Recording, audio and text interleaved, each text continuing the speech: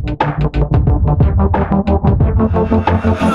love people, love people, love people. It's the AC Podcast. For the love of God, love people. Hey, listeners, welcome to the AC Podcast. My name is Troy, and I am here with a group of us. Like, I don't think we've ever had this many of us on the podcast before. I was trying to think of, we normally say the quad when there's four, but the quad is no longer. It's now like the whole body, and I'm not trying to be spiritual. Welcome, everyone, to the AC Podcast. Maybe like the Cinco de Podcast. Does that work? Oh, I'm listening. Cinco de Podcast. Yeah. I'm here with Lindsay, Steve, Andy, and Ben. Some of our other colleagues are kind of taken in vacation already, or studios have been dismantled, whatever. They're preparing for the holidays. But regardless, this episode, we are taking a look at the last year that we've had at AC in our personal lives with family, and it's just a very reflective time of year. I don't know about you guys, but I was never the type of person to actually make New Year's resolutions. I thought, I don't know, maybe there was a little rebel in me, but I was like, I'm not making a resolution. I'm making a changed decision, and whatever. But did you guys ever do anything like that? I've made a few. I think I've shared some of those on this. That one time I went a year without eating candy. It's the hardest year of my life. What brought you to that decision? Was candy a problem? I do have a candy problem, man. Like I love candy. So I figured, okay, this is the year. I'm gonna show some self-control. You get me around those peanut M&Ms. Yeah. It's game over. I would never give those up. Yeah, for those who don't know, Ben survives on peanut M&Ms. Yeah, so I went a year without eating candy, and I just drank a lot of pop. What? Isn't that candy? You just drank soda instead? Pretty much. I'm not proud of it. Different forms of sugar. My question is whether it still counts as a resolution if you only do it for 1 year. That's okay. Getting deep already, Lindsay. Wow. Let's go. Giving up candy for life? I don't know. I think I might choose celibacy. You might want to discuss that with your wife first. This is just taking a turn. That's crazy. Wow. All right. So we have had an incredible year. There's been a lot that's happened in this year. I remember this time of the year, everything kind of exploded for AC. Things kind of took off, and it wasn't. I think what was interesting to watch was that it wasn't like we didn't have things we were doing. It's just the things that we were doing, large amounts of people wanted to pay attention to them and interact with them. And so for all the time of me saying on social media, hey, interact with us, now I'm like, stop. Like I can't keep up. But looking back at this past year for you guys, was there anything that stood out to you that was a rather significant? Was there an episode, a conversation, or a specific moment, whether it was an event or something in your personal life, in your family, that stood out to you this year? Well, let me start by saying, I joined Apologetics Canada this year, and I felt like it was a providential thing. When I met Andy, I met him in Saskatoon, of all places. I keep saying, is God ever really in Saskatoon? But it was amazing. It's been an incredible year, and just through a lot of transitions and things, and just a real reminder, I think, that God's always working in the background, doing things that you just don't expect, and that sometimes we're waiting for things to happen that we don't really know what those things are, and all of a sudden God delivers in ways that you just don't imagine. And so, yeah, it's just been pretty cool. I think for me, that's been a big highlight. I would echo that. That was definitely a highlight meeting Ben in Saskatoon. Can anything good come out of Saskatoon? And the answer is yes. I don't want to hate on Saskatoon. Yes. It's a lovely place. Saskatoon. I was there in January. I know. I was like, I know so many people from Saskatoon right now that are just upset with that statement. I'm like, sorry, guys. I'm sorry. Lindsay, what about you? Oh my goodness. Same as Ben. Everything was new for me this year. And I think I mean, the Western Youth Summit really sticks out in my mind as something this year. And I recognize that was actually new for all of us. That was kind of the first time that we had done that event. You had asked us too to think about like what was kind of, maybe a moment in particular. And there actually was a moment for me at the Western Youth Summit this year that really sticks out, where I was in charge of doing all like the registration and waivers and all that stuff. And so I was very in my administrative head. And Nancy actually at that event, she pulled me aside and was like, Lindsay, we need to go into this main session and see what's happening. And I was like, no, I gotta like alphabetize the waivers. And she's like, no, it's okay. Take a minute. You're gonna go in. And so I walked in, and at that moment, Troy is leading in worship, and he's leading More Than Able, or You Are Able, or whatever that song is. And I walked in, and 400 people, teens, youth, their leaders are all just like worshiping the Lord. And you just walk in, you feel like a wall of just like, whoa, like the Lord is here. And I just started crying. Like, it was so beautiful. And it was just one of those moments where you kind of put your head down and you work, and you're getting all the things, all the pieces all together. And then you just go, oh, this is like why we're doing this. It's not just to, tick all the boxes and organize all the things. Yes, that's important. But like, just to like be part of that, seeing all these young people just like worship the Lord. And that was a very cool event, a very cool moment for me. And I think all of our team really came with like that heart for that specific age. And so that jumps out at me as something that was really, really, really cool from this year. Andy, what about yourself? Do you have a favorite moment of this year?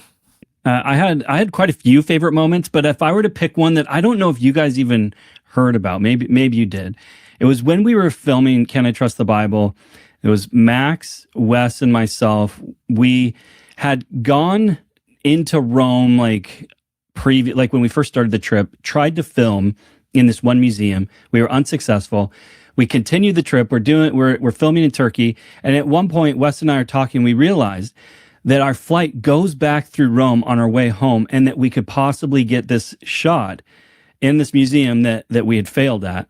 And so it was like this ray of sunshine over this kind of dark cloud of the filming. But we only had a very small window, something like an hour, to make this happen. I can't remember exactly what it is, but it was very short. And so basically we landed in Rome, grabbed our luggage, and ran out of the airport, jumped into a taxi, that was challenging, just getting a taxi. Because if you guys remember, the Pope had passed away and they were in the midst of getting a new Pope. Everybody in their dog was coming to Rome. So it was just even difficult to get a taxi. But we get this taxi with this guy. His name was like Mario or something. This guy was insane. No, you got to be. There's no way his name was actually little Mario. Red go-kart by any chance? Pretty much. Did he have turtle shells? Was it? And he's just blaring Phil Collins. And he's doing, I kid you not, 160 kilometers an hour through the streets of Rome. Yes. Yeah, man. And he's even doing air drums at times, Troy. He is. And you're hearing the tires squeal around corners. Like, maybe the guys can throw up some clips, because we actually filmed this.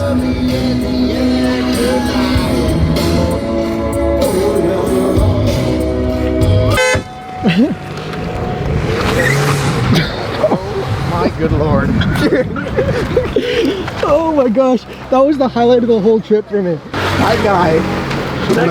So many lights. Okay, we just had the craziest taxi driver of my life blasting Phil Collins and going 160 through Rome. Phil Collins and Pink Floyd, he just kept turning the music up. And, I know it might sound like we're exaggerating. We're not exaggerating. That taxi car ride just made me thankful to be alive. At any rate, we get out of there, we get to the museum in time. And as it would be in Italy likes to kick you when you're down. Like, just when you think you're going to make some headway, the museum, we made it, we get in there, and the museum's even open, but the floor we want to go film on, closed. So it was a highlight in that it was a crazy taxi ride, but it also is like a reminder, you know what? You don't always win. Sometimes you lose. But you did everything That's right. you could. So that's a good feeling. Did everything that we could. Steve, what about you? A couple things. Like one is a bit more of a long-term thing. Another is a very kind of a short-term favorite moment kind of a thing. The long-term thing, I know with Lindsay and Ben, everything is new. I'm kind of on the other end, like not to flex my, seniority muscle Go or ahead. anything like that. It's okay. But I have worked with Andy for a while, and I often look back to where we started and what I'm doing now. And I always have to kind of put myself back there and look forward, and I think to myself, I would have never thought we'd be doing what we're doing now back then, right? I mean, how crazy is this? I was not even thinking PhD studies. That was all Andy setting me up, because I've seen him go ahead of me. I'm just like, hey, if Andy can do that, maybe I can. Andy's a moron. I can do it. If you can do it. Andy can do it. I did not say that. Andy bald, But, Steve go bald. Andy PhD, Steve go PhD. You say that, but I do have a habit of kind of following in his footsteps for just, I don't even plan to, but I end up doing that. Yeah, my head for one, but also he went to Biola. I went to Biola. He was doing PhD. I was doing PhD. But just kind of looking at where we are today, what I thought is, Andy has always known that I have a bit of a thing for teaching. That's one thing that I really love to do. And he's always told me, hey, Steve, if you find a sweet gig somewhere at a college or university teaching, you go ahead and do that. And he was always so ready and willing to just release me for my benefit. But I, over the last year, I thought to myself, I don't want to go anywhere else. Like, I think I've arrived. Like, why would I want to go to some university and deal with all the school politics and all that? Like, and on that note, that leads me By to the way, that was my kind way of trying to get rid of Steve, but it just never panned out. He's tried for 12 years. You can go. You can go, Steve. It's fine. Offer's still on the table, door's big right guy. there. It's still on the table. Oh man. Yeah. But actually, that did lead me to a more short-term kind of a thing where, actually last month at ETS, Evangelical Theological Society, they have this annual meeting, and we try to go every year. I haven't been able to go the last few years because of school, but this year I went, and a lot of the team members were there, adjunct speakers all there, and we had just a really sweet week of not just learning, but just really connecting as human beings, and came away with a renewed sense of kind of loyalty to everybody on the team, and thinking to myself, yeah, why would I want to give this up for some teaching gig at a university or college? Anyway, those were some highlights for me. Oh man, that's wonderful. We love you, Steve. We're glad you're here. Big time. Big Thank time. you. Is that? Although the door is open right there. Yeah, for me this year, one of the big things obviously was seeing the Western Youth Summit come together. I remember when I first joined AC, that was one of the first things Andy and I actually talked about. And then lo and behold, the pandemic would hit, and we just were like, okay, it's not right now.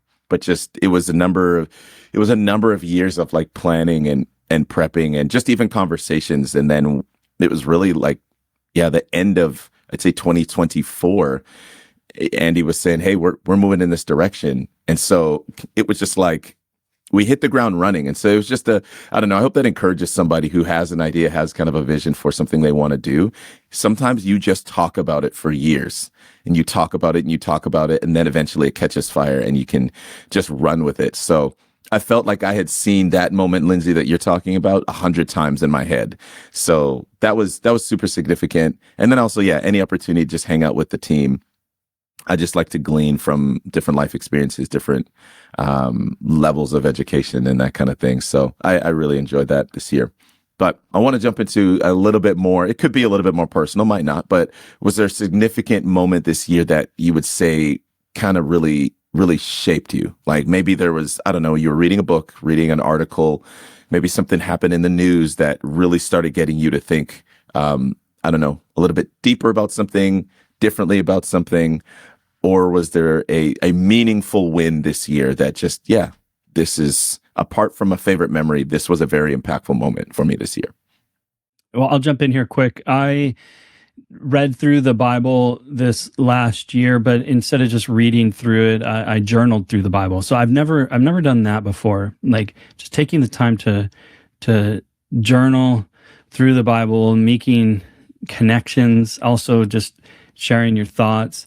And for what it's worth, anybody who is thinking that they want to read through the Bible this year, I'd highly encourage that. But I would more so encourage, take the time to do it with a journal in hand. Yeah.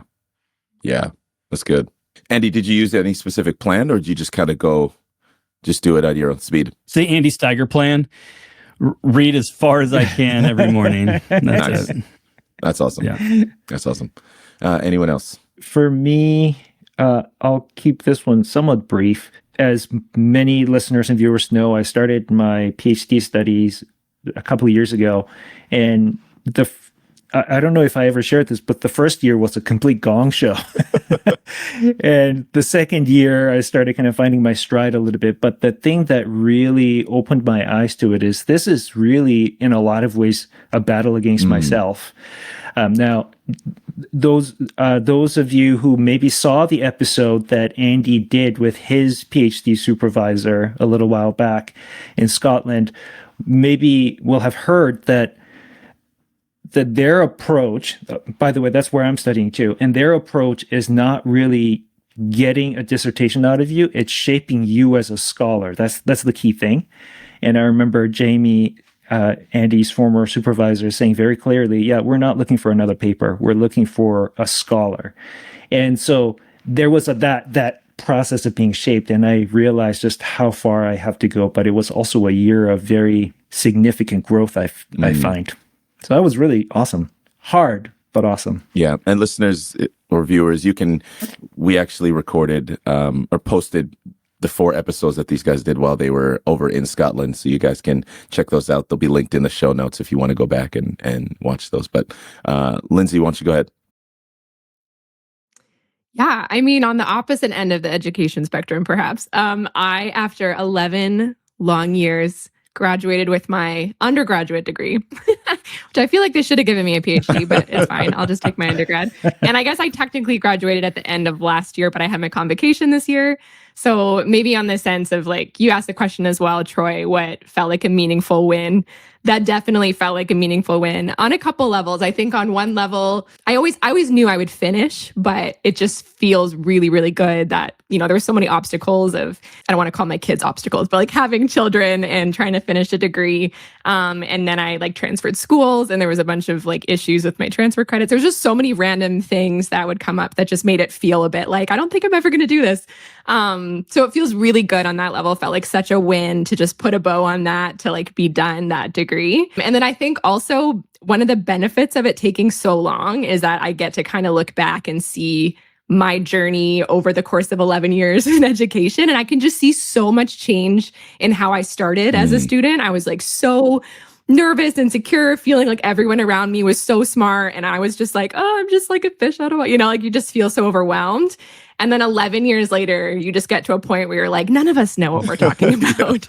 And you just have a different confidence to come into a classroom and to pose the question. And you realize everyone's just talking out of their, they're just all trying to sound smart. And I just grew a lot in my confidence to just engage in those spaces. And then also on the level of my faith, I felt way more confident 11 years in, I'm in my 30s. I just felt way more confident raising questions of my faith, what matters to me, and doing a lot of historical study, just really bringing in my perspective of what the church is and the value it brings in that context. So I just saw in myself I grew a lot in my love for education, for academia and study, and just in my confidence in engaging there. So it was cool. I think in a lot of ways it felt like a real win just to A, finish it off, and then B, to just see the growth that the Lord really brought about through my school. That's awesome. Congrats again, by the way. That's what I was fishing for, actually. So appreciate that. Ben, yourself. Formative experiences. I think one of the things for me was jumping into Apologetics Canada and being thrown online for the first time. I'm somebody who comes with no social media presence prior to this.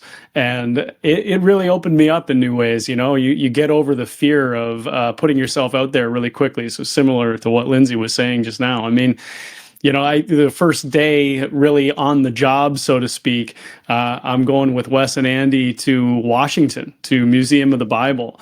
and we're just having a great fun time. It doesn't feel like, we're just trying to get some content together and stuff. And they have me do a Trump impression on Instagram in front of the White House, just kind of joking around, and like, you don't expect anything with those things, and suddenly hundreds of thousands of people are watching this, and you're like, and I think initially I had this, fear of just putting myself out there in any kind of way, or, who wants to hear my opinion, or who wants to, and you get over that really quickly when you're sort of thrown into the fire, so to speak. And I think that's been really formative for me, is just going through the podcast and going through Instagram and stuff like that, and realizing like, no, you got a voice and you can talk, and you don't really need to care what everybody and their dog says, right? Like you can just do this and explore it, and God will be faithful in that. Yeah, that's good. That's so good. Again, I will say, like, Lindsay, Ben, you guys have been an incredible addition to not just AC as a whole, but also, your voices on the podcast. And I'm super grateful to be able to pull on you guys and your different expertise and points of views. It's been really cool. I think for me, this year, something that was, I think, a little bit more challenging in a good way was just like overall this is going to sound crazy coming from me, but like overall creativity. I'm someone who can like very much like zero in my creativity on one thing that I'm doing, or your tunnel vision, right? So you're starting to think of my day to day as the work, but then actually in music, I was actually having a hard time actually enjoying the stuff I was making, and I'd listen to it back, and I'm like, what? I can't have lost the creative muscle. I literally do that every day. Like I have to use it. But it was more like the creative atrophy of music, I felt is what kind of happened, because I had to pay attention to the season and the timing of it. I was like, I can't work on this in that capacity. But I'd say in the last kind of 2 months, really just going through the process of almost feeling like I'm restarting in a certain respect was really cool to actually see some things come together. I was like, oh, okay, I can still do this. Okay, good. That's not complete trash. Wow, you don't sound like a whale when you're recording. That's awesome. And so don't you want to? I do love whales, but I don't want to sing like one, although it is beautiful and they all have their own dialect, but that's for another time. But that was really significant for me, because I think a lot of people, when you're so used to doing one thing and you take some time away from it, it is like you got to deal with the wobble of getting back on the bike. And I hadn't had that experience with music before. So it was an important moment for me this year that I think applies to everything. Because like we're saying, the AC is what we do, but it's not who we are. It's not the only thing we have going on. And so that kind of leads me into somewhat of my next question. It might be a little bit more vulnerable of a question, but what is something that didn't fully work, but taught you something important? Yeah, I'll jump in here. One of the things that I have learned in the area of leadership is that sometimes you have ideas, and sometimes they're good and sometimes they're not good. And you need to be able to see when they're both good and not good, and be able to, make corrections. So some of you were with us when we used to do something called AC Launch. I think we called it, or we just called it Launch. We called it the something Launch, like that. Yeah. And we would do this as an opportunity to engage with people that was a part of our staff and board retreat. And it was a year ago that we said, you know what, this just isn't working. Let's not do this. And it was actually just this really freeing moment to just kind of go, it was a bad idea. I mean, maybe it could have been a good idea, but it just didn't work out. Let's just let it go. And then this year we didn't do it. And I'm just so thankful that we let it go. And I actually learned a lot from just realizing there's certain things in your life that you just need to let go. Yeah. You can even make a song about it. I think Disney did. Well, we'll see. We'll revisit that. I'm like fighting the urge to sing it right now. I won't, but I want to. It's just like right here. Could I jump on that too? I actually really agree with Andy and what he said. Because I think in a different way, there's things that I've learned this year about, for me, I just have a real tendency to want to do it all, So at the start of this year, I was just reflecting on this. Like I started a new job. So I started this job in March. The same month, moved house. I was volunteering at youth at the time. So there was a bit of a shortage of leaders. I jumped in to help with that. At the same time, also was like worship leading at my church and hosting a community group and cooking them dinner every Thursday and like parenting my kids and doing all these different things. And so it was this summer that my husband kind of sat me down. We're reassessing the fall. And he's like, where's our margin? Like, how do we have fun? Like, when do you spend time with friends? And I just had this realization of like, I kind of don't. Like, I kind of just go from thing to thing to thing. And he really challenged me in just like a wonderful, loving way. He's like, you got to let go of something. And he's like, you know what? The Lord will bring up people to come in and, fill those gaps at youth. It's something I love. And it's, something that I have lots of FOMO not being a part of it anymore. But he encouraged me, take a step back, at least from that, and have one evening where you can just have some margin. So I think along those lines, trying to do it all definitely doesn't work if you want to have balance and maintain sanity in your brain. So I learned, even just taking that, I could probably also pull back on a lot more things, but at least just that one thing I let go this year and found that was definitely the right move for me. That's good. Yeah, this year I'll jump in. Yeah, this year I did this. Andy knows well, but I overcommitted to speaking engagements early on. This was a bit of a mistake. Yeah, it is. Because I'm used to being able to, go talk, go preach in a church, go give a lecture somewhere here and there. But with AC, some more opportunities came my way. And eventually I was looking at my schedule going like, you're still working and you got 7 talks in the next 2 weeks or something. Like, it was something crazy, whether it was on Zoom or in person. And you're trying to write these things, some of them for the first time, other ones you're regurgitating and reworking. And I learned a lot through this process. In one sense, yeah, it's not, overcommitting. Obviously, you don't want to burn yourself out. But I think it also taught me a little bit about how to carry yourself and about how to be able to present. And the thing is like, I overcommitted, but I got through it. And, that was a good moment for me to realize that it's like, even if you're not doing it to the best that you think you can, if you had more time, you are doing it and you're getting through it and they're not bad, like you can make this happen. And so I think I stepped into another level of comfort with those things where it became a little bit easier. I don't know about you guys, everybody to some degree, I think, deals with some kind of stage fright, at least at some point in their lives, if they're in public speaking or it's like I said, putting yourself out there on a podcast. But it does get a lot easier. And when you sort of get to that point where you feel like, I can be myself up here and I can speak and engage with an audience, that's a really great and wonderful thing. So I overcommitted. That was a problem, but I learned a lot in the process.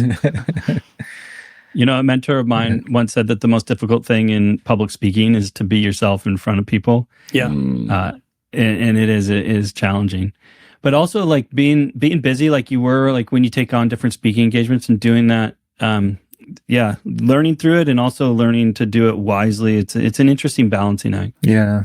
It's interesting too, though, that it's in these moments where something creative, something new can come out of this. Because I remember, Andy, when you were talking about this just sudden realization that you just had, where you were just flying here and there and everywhere doing speaking engagements, and just one day on a flight somewhere and you're like, this is not working. Yeah, back from New Jersey. And that's what actually, back from New Jersey, yeah, because you were going everywhere. I'm just like, the guy is hardly around. But you guys know this. For those that are just kind of, those that aren't a part of what's happening on the day-to-day, if we wanted to, we could all be very busy doing speaking engagements nonstop. Yeah, at unrealistic times. Like, what do you mean you scheduled this on Christmas Eve at 9 p.m.? Like, why? Why is this an offer? Yeah. But actually, it was through that whole struggle. I don't know how to put it. It was through those moments that Andy started thinking about, maybe we need a team of speakers to do this with us. Well, and that was also what inspired the idea that we should do video. Video content came from the idea that it's just not a sustainable way to live your life, to be flying from destination to destination doing talks. Yeah. We do it at some level, but we try to be careful not to overdo it. And sometimes we let newbies overcommit so that they learn never to do that again. Feel it. Like who? No, and I mean, like, and it's something to be said. Like, there are high seasons, there are busy seasons where even just like we think about what's coming up. We're all about to go on, holidays for the Christmas vacation. It's not like we're not all thinking about what's about to come the day we get back from vacation. But one thing that we are always trying to stress at AC is like rest well. Like when you have your time off, do not be in your emails. And so what it does afford us and what it does challenge us to do is there is this big push before we go on vacation. Like there's more meetings, there's more emails, there's more correspondence and work to be done so that when we are in rest mode, we can fully just be like, and it's a challenge. Like rest, I think that's something that I learned this year more than other years. Rest actually is a skill. You actually have to work hard to rest, to really intentionally lay things down. It's not just lay it down, right, Lindsay? Like you don't just lay it down. It's don't look at it again. Stop asking about it to a certain degree, and just fully get out of the room. Because if you stay in the room with that thing, you're going to want to pick it up. You're going to want to be a part of it. And it's still taking over mental real estate, even if it's not taking up your calendar. And that's been a challenge this year, because I think for all of us, we like to be involved in the things that we're doing. But I saw it even modeled in my own church community this year. We typically do a big Christmas production every year, but this year our leadership just said, we're not doing it. And people are like, why? Not the year for it. People need to rest. People need to not do it. And it was like, just not doing something that people love? Oh, okay. But seeing the health of our team because of that, like at our church, has been significant. It's the year of Jubilee, man. Let the soil rest. Let the soil rest. Yeah. So moving right along. By the way, on that note, do you guys just find that we're kind of in a cultural moment right now where I think it's in large part given our technology and the way that our technology allows us to be ever more efficient, but in doing so, it allows you to be ever more busy, and finding it difficult to actually just slow down and take the time to be bored. Yeah, big time. To Ben's point, I would say we've lost the ability to put on more of a workload within kind of like disciplined workload. Like, for example, my in-laws growing up, they were raised on the farm, so it was long days. Very long days, and then early mornings, like late nights, early mornings. They were just so used to it, ingrained in it. It was part of their life. It wasn't like a schedule. It was part of their life. But then when they had their holiday, they went hard. Like we're doing all the fixings, we're doing all the things, and there was no like, let's teeter out the door. No, let's get out the door so we can go and enjoy ourselves because the rain's coming, kind of thing. I was just talking to someone just last night, and they're saying, yeah, the actual. We've made life so convenient that I do think we've diminished some of our ability to work hard. If you think about it, we talk about productivity a lot, but what we don't talk about is the end of productivity. Where does it stop? Because productivity, we just talk about it in this abstract term. So, I mean, think about all the technology, right? When household appliances were coming out back in the 50s or whatever, the promise was that this would free so much of your time. And technology hasn't stopped developing and advancing. Have we gotten any less busy? Do we have more leisure time? No, people's expectations changed. And now we're tied to productivity of 24/7. I'm just like, I don't think I can handle this. So I think it's a good thing to talk about, okay, productivity, to what end? Where does it stop? Where do we get off? Yeah. Where do we rest? Yeah, I think at the end of the day, it's a trust issue. I think that people really like to rest and rely on their own ability to produce things and to take care of themselves and to hustle here and learn that and do that. And it's like to actually shut that off and to sit in a state of like quiet and stillness. You need to be able to put all of that on someone to carry it for you for a minute. And I think that's that exercise of Sabbath, right? Where it's like, I can take this and actually not just forget it or forsake it entirely, but to say I can actually entrust this into the hands of God, who's capable of like holding it all together until I pick this back up on Monday And it's like, if you don't have a place where you can reliably lay that at somebody's feet, I think it's really, really hard to get out of that mindset because you're depending on yourself for everything. And what if the world does fall apart after this one day? And so it's this overinflated sense of self, maybe just me, I don't know. But I think you. That for myself, I think I just depend so much on myself that if I could really practically trust the Lord the way that I say I do, that would make it way easier to just like put it down, put a pin in it, and just like take a deep breath, you know? There's that famous quote from Blaise Pascal where he says, all of humanity's problems stem from the inability of man to sit quietly in a room alone. And I think, about that. Wow. This guy's living in 1650. Like, you're not doom scrolling in 1650. So if he had that issue, I just can't imagine. And I think, it's like Lindsay said about taking a Sabbath and how important that is. You look at the account of creation, and God stops his work to look at it and to see that it is good, to enjoy it.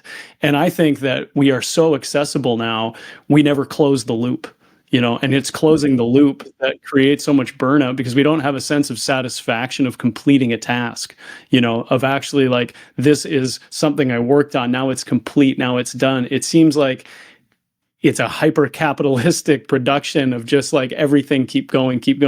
Read The Philosophy of Byung-Chul Han. He talks about this at length in an excellent way. I highly recommend his books.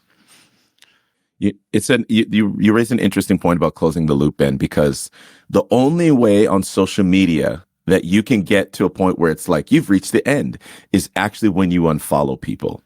When you have unfollowed, like I'm not trying to preach this thing, but I'm just saying, the fewer people that you're following, the easier it is for you to actually get to the end of that loop. And you stop and you're like, oh, there's nothing else there. You're right. There's nothing else there. But we just follow people. So we have constant, right? Just like what you're saying. On a different note or more extreme way, I have had 2 friends recently that have moved to a dummy phone. And so it's interesting how technology at this point, in some regards, leading many to actually take a step back and go, do I really need to be busier? Yeah. But did they post about it on social media? Because if they didn't post about the dummy phone on social media, I don't know if they get the same credit. Interestingly enough, no, they didn't. They both reached out to me, letting me know that their phone number had changed because they made the plunge into a dummy phone. I must say, though, that I don't know if you guys feel this way, but I feel a serious temptation to move towards a dummy phone. But they still have it on your lap. That'd be like giving up candy, but drinking soda all year long. Bring it around. You know what? You're not wrong, Ben. You're not wrong. Cause you're like, well, because then you just find yourself on your computer perhaps more. I think more and more people it is an interesting challenge. Yeah. I have a friend who deleted Instagram, but now he just uses it on his browser. I'm like, bro, you still use it. But my solution is that I've just curated a reputation of being someone who just like never replies to anything. Yes. And so I feel like I function as though I'm a person who, not professionally, I respond to everything. Personally, on my cell phone, I find that people are like, Lindsay never sees your text, Lindsay's never replying. And it's like, you know why? Because I'm present in the moment. I am where I am and I will get to it when I get to it. And I think, although people resented me for many, many years, I think they now see it as like a quirky charm of mine. And so that's also an option. You can just, disappoint people for 20 years and then they'll get to a point where they're like, okay, it's not personal, Moral of the story, just got to wait them out till it's a quirky charm. Yeah. Exactly. Go ahead, Steve. It's just really interesting to me that we're recording this as sort of a New Year's thing. And normally we talk about what we want to accomplish in the new year. What do we want to do and all those things. And here we are talking about rest. Maybe this year, maybe the key phrase should be that. Rest. Well, that's not going to happen, Steve. We're just ramping up. I know. When I look at the year ahead, I'm like, we are just ramping up. We got some like major projects on the horizon. But that's very exciting too, and that can be energizing, right? And that's I think that's awesome. Is when you're pouring yourself into really work that you enjoy, that you think is important. It can really be rejuvenating as well. But it is interesting though to appreciate that when you do take things on, you do have to let other things go if you're gonna have balance in your life. And I don't know about you, but do you guys ever just find yourself, looking forward towards Christmas, looking forward towards New Year's when things tend to slow down? I don't know why, but like I find myself dreaming of a fireplace with like a bunch of logs that I could just like put into this fireplace and just sit there, maybe read a book or just stare blankly into the fire, contemplating my life decisions. Yeah. But I think it's Christmas marketing. Yeah, you think that's that's why you Christmas feel that marketing? way. It's But gotta continue. Continue what you're saying. Like, I who's think gonna it's been a pay the while since you Yule had log? young kids. yeah, that's right. You guys with the young kids. I know. Yeah, because speaking of that, Troy, I mean, this was an interesting year for Nancy and I because our son moved off to university, and so seeing his empty bedroom is a challenge. It's also exciting to see where God's leading him and realizing that we got one more that's going to be graduating next year. So enjoying those times, but also kind of mourning a change in your life, but also celebrating the change at the same time. Yeah. That I can't imagine at that level, but even just now, like my daughter's about to turn 8 on January 1st, and Z just turned 5, and they're becoming more independent in subtle things that you're like, wait, what do you mean you don't want me to read this story because you read chapter books now? Like, what do you, okay, that's fine. No, daddy's going to read to you today. But I think that's something that I do look forward to in parenting is there's a measure of confidence I think you can have when you know that I have trained them up in the way they should go. And now they're going that way. Oh, okay, this is fun. This is good. This is good. We're okay. Just a strong warrior. Like, I don't know. Like it's exciting to see. But I did want to ask you guys, like, because we were kind of naturally going there, what is something that you guys are looking forward to in the new year? Whether it's, again, family, something AC related, even something you maybe have been just kind of seeing culturally. Like I feel like the church is going this direction. What's something that you're looking forward to? Well, this last year, early in the year, I texted a friend of mine saying, hey, I think we're a pastor friend of mine saying, I think that we're in the midst of a revival.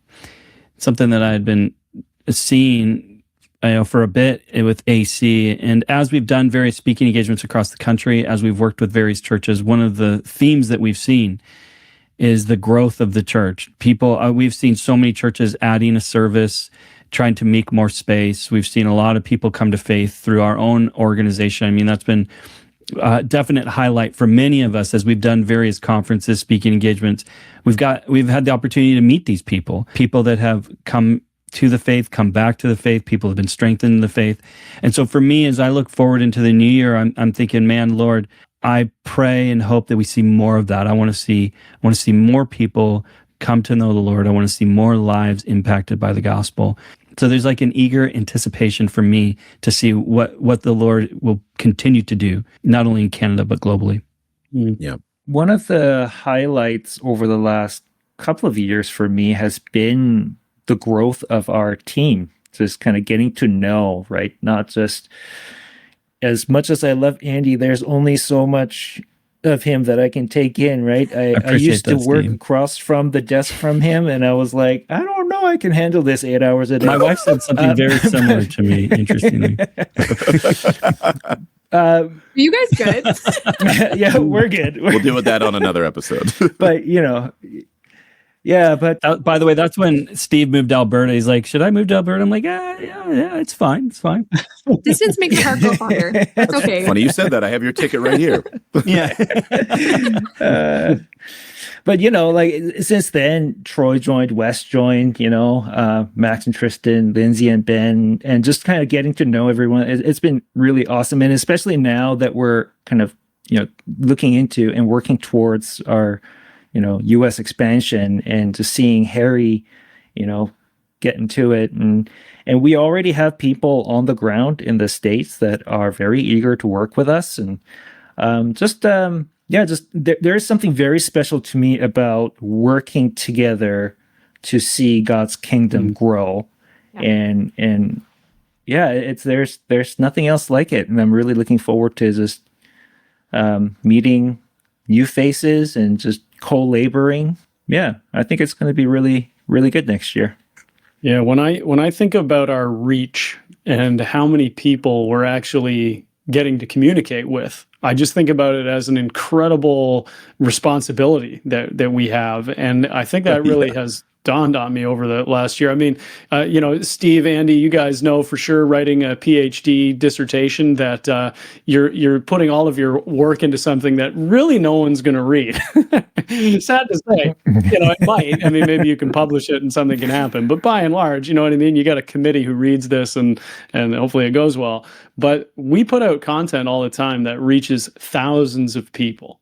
And I think that really hit me when we started doing our YouVersion Bible plans. We just wrote an Advent season Bible plan, which you should be following, by the way, if you didn't already. And check out the link right here. Exactly, hit that link. But no, the fact that you're communicating the gospel to tens of thousands of people who are then walking with you, meditating on God's word with you, and they're entrusting themselves to you in some way. And I see that as just this tremendous blessing and responsibility that we have to take care of. And sometimes it's one of those questions of like, why me? Why? Like, that's amazing that you would hand that to us and give us that. And so I find that an incredibly motivating and encouraging thought, that we are able to reach more people, I think, than I could have ever imagined. I was looking at the map of the graphic of that YouVersion Bible plan, and it's in, I don't know how many different countries, right? I mean, it's just incredible. How many? 147 countries, 22,580. Yeah, that is a remarkable fact. And I think just kind of looking at that and knowing that it's only going to grow from here is an incredible thing to be a part of. Yeah, absolutely. I mean, that's just the Bible reading stuff. Yeah. That's really cool. I feel like sort of what I've been reflecting on is interesting. It's almost kind of touches with all of what you, Andy, Steve, and Ben were saying, that there's the sense of growth. There's the sense of our team being built together. There's a sense of the reach and the weight of that. And I've also been reflecting on all of those things. And I think what I feel maybe is like a need, that's something that just in the church and culture is really unity, to kind of cast a vision for what it looks like for we as the church, as like one body of Christ, to relate to one another, to see Christ in one another, and to say, what does it mean that even though we're different, even though we have all these different views and things come up, and we talk about lots of issues that are sometimes controversial issues and things on the podcast and in our different ministries, what does it mean for us to be able to just like seek after truth, be faithful before the Lord in what we're convicted, and maintain this unity? Like, what does that look like? And I feel like that's a space that I would just really love to see the Lord guide in that way, and just like spur on conversations where it's not uniformity, right? Like, we're not after everyone being the same, but we really want to be able to, just be faithful and be loving and hold the grace and truth together. And so that's something, I don't know what that necessarily looks like, but it's something that I am praying that the Lord really brings forward a vision for that, and that we got a hold of that as a culture, as a church, as a society, to say what matters really is that we uphold that love for one another. And what does that look like practically in a world that's like controversial and has all these different opinions and all of these things? So I'm excited to see where the Lord leads in that. Yeah. I was going to say something along those lines. I'm excited for the upcoming events. I always look forward to our event season, regardless of the capacity that I might be in, whether it's one I'm not involved in, but the team is going, like, the Ontario Leadership Summit. We will be doing the BC Leadership Summit again. But the one, for example, the Ontario one, it's going to look a little bit different this year. And I'm just excited to see how that pans out. The different lecture series. We're doing a conference at Willingdon Church in Burnaby, BC. Haven't done one there, and I'm just excited to see it, and just how God is kind of like shifting and orchestrating different opportunities for AC, not just with our own events, but the collaboration that is happening with different ministries, different organizations that, I don't know, I'd say a year ago we were trying to find the door to knock on, to have just have a conversation with. And so now when they're coming to you saying, hey, we want to work with you, it's just like, wow, this is exciting. Let's dream. Let's throw some things on the board and just see what comes up with it. So I'm just overall really looking forward to connecting with you listeners and viewers, seeing people travel. At the BC Leadership Summit, we had a gentleman fly from Vegas. Like that, those kinds of things where I'm just like, God, that's, to your point, Ben, this is a big responsibility. This is actually outrageous. He flew from Vegas to come to a leadership summit. And for me, it's less of like, okay, God, what do you, I think the season of AC, just seeing our, like, not recognizing that there is a significance to what God has us doing, but better understanding, like you're saying, Lindsay, what is the role of that? God, what are you asking us to do? And the flexibility of being a parachurch does say we can kind of pull more people together than, say, a one particular church or one individual could do. So I'm just really looking forward to seeing what God does through these already planned events and the interactions and connections that we meet, because we didn't know we were going to hire Ben at the beginning of the year. We didn't know necessarily we were going to hire Lindsay at the beginning of the year, but as time went, here we are. So I'm just really excited in general. Is there any final thoughts that you guys kind of had looking ahead, looking forward? I just want to encourage people that have been on this journey with us. I want to thank you, listeners, for being a part of this ministry, supporting this ministry. We're thankful to be doing this and the opportunity to be able to impact people, impact yourself. And we just ask that, as the year moves forward, we're just prayerfully looking forward to seeing what the Lord does as God continues to move and as people continue to participate with us in the work that God is doing. And as well as the work that God's doing in your own life. And so I guess the thought that's going on in my mind is just, prayer for you as God is leading you into this next year and where that's going to go. And Troy, maybe that's a good place for us just to end, is to pray for those that are following this ministry and that we've had the opportunity to walk with over this past year, and our prayers for you in the year ahead. Yeah. Ben, why don't you do the honors and close out? Let's do it. Heavenly Father, we thank you so much for the ability to speak together as a team and to unite people under your gospel, under your word. And we just pray for every single one of our listeners, for people all around the world who tune in to hear us talk about theological issues, to talk about you, to talk about your grace, your truth, your life, and the gifts that you offer. God, that we are just able to reach more and more people, that you bless this ministry and bless everybody in their lives who are trying to follow you deeper, who are trying to go further this year, who are trying to make a difference. God, that they would know you, and that they would know that you are close and that your hand is on them and that you are leading them into an eternal life that you have promised for them. So we pray all these things in Jesus' name, and we look forward to your glorious future that you have awaiting us. In Christ's name, amen. Amen.